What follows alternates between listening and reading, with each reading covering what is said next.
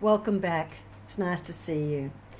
And welcome to Emerald Blue Phoenix. I just want to give you two updates about some planetary movements that's going to happen in the next 3 or 4 days, and that's on the 15th of May.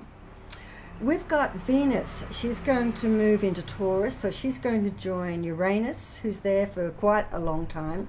The Sun that's currently there. Mercury, who will be moving shortly in a week's time, 2 weeks time from now, the 11th. Yes, she'll be moving on the 21st.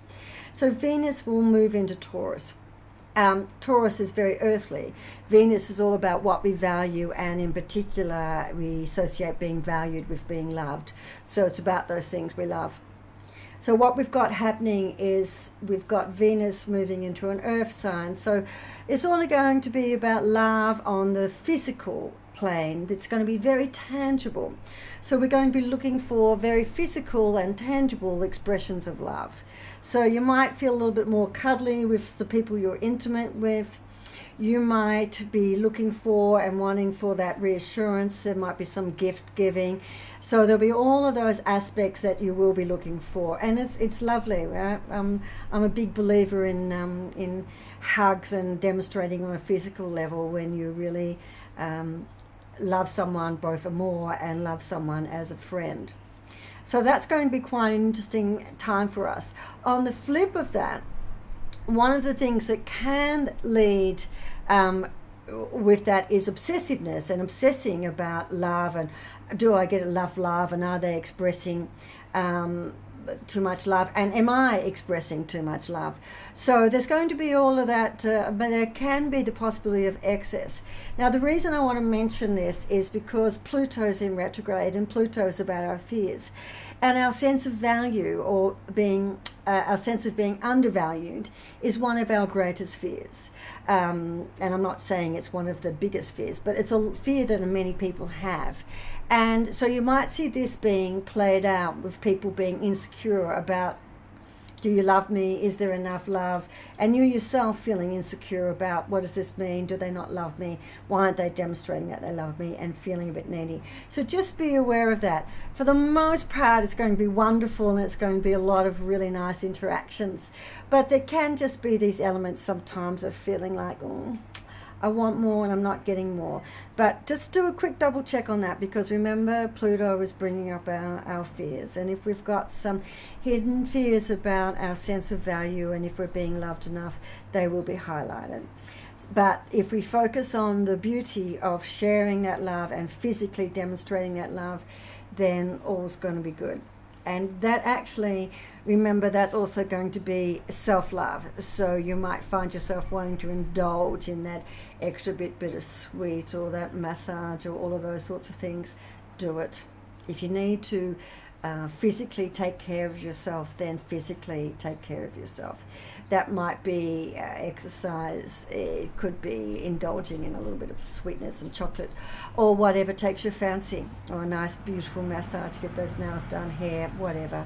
If you feel the need to do it, please go and do it. Okay, on the same day, on the 15th, Mars is going to enter Cancer, and this is going to be also something else I want you to be aware of and thinking about, again, with these retrogrades, particularly with Pluto, because Mars in Cancer is very strong. It's really getting focused, and it's been quite determined about what we want, which is really, really, really great. We become passionate, we become ardent, we really want this to take place, and this is what we want to go for.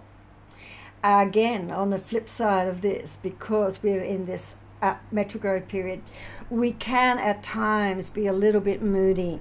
So this can be a bit of a pendulum swing. We might feel, let's go for it, very passionate about it. We might hit a little bit of obstacle, because remember, Saturn is there and making us really rethink things and go through things and with a fine-tooth comb and really dot the I's and cross the T's, which is quite a English expression of really go in and have a look at the details. So we can become defensive as well about that if something doesn't really stay on the path, or we get a slight hiccup, or we're asked to review something. We can, if we're in the wrong part of that pendulum swing, we can get defensive about why are you asking me to do this, and why do you ask, I did everything. Don't get defensive, just breathe. So if you notice that you're starting to feel defensive about something that's happening, and that feeling of defensive is a little bit out of or over in terms of the reality of what you're being asked to double check, then just take some breaths. I talked earlier in the video about the retrogrades, because there's 3 of them happening. I talked earlier about that because if you start to feel yourself getting a bit defensive, or you start to get yourself perhaps overreacting, it's a good time to just pause, muse, take some time out, breathe, meditate, go for a walk. Don't make that phone call. Don't send that email. Just don't jump down someone's throat. Just take a little bit of time to rethink before you go forward with it, because that's what I really want you to be thinking about and doing. This is not a time for impulse. This is a time for slow and steady does it. So that's going to be slightly at odds with the Mars entering Cancer. For the most part, though, it's going to be great, because it's going to be a little bit of push, and give you that energy to go forward. Just be aware that it might be a little bit moody, and that push might be an inappropriate response to what's happening at that time. In the Saturn retrograde, slow and steady wins the race, and slow and steady will give you some really great breakthroughs, and will give you enormous clarity about where you're going forward. One of the things to remember is that we are going into a new cycle altogether, so we're in another new 7-year cycle, and for some of us a little bit, maybe a 2-3 year cycle, depending again on where your planets are in your chart, right? So this is a general reading. But when we begin new cycles, it's really important what we do at the beginning. So this is a great time for us to be both reflective and very calm, taking that time out to find out whether our intent is driven by fear or intent driven by love, and I always equate love with power. And also to take time out to double check to see, are we sure and on the path, and is everything in place?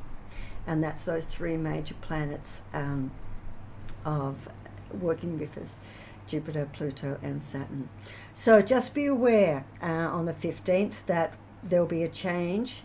Venus will move into Taurus, so we're going to be looking for this very strong physical expressions of love and value. And Mars is going to enter Cancer, so we're going to feel this strong drive, which is fantastic, but we must keep everything in perspective. And so if you find yourself overreacting to something, take a breath, hesitate, and don't act until you are acting from a place of power, which is not fear, it's love, and from a place of being calm and certain. And if you do that, you are going to make enormous progress in whatever endeavor and whatever part of your life you are currently working on. And maybe you're working, like me, on more than one. All right. See you soon. Have a great time. I'll be back for the full moon. Okay, bye.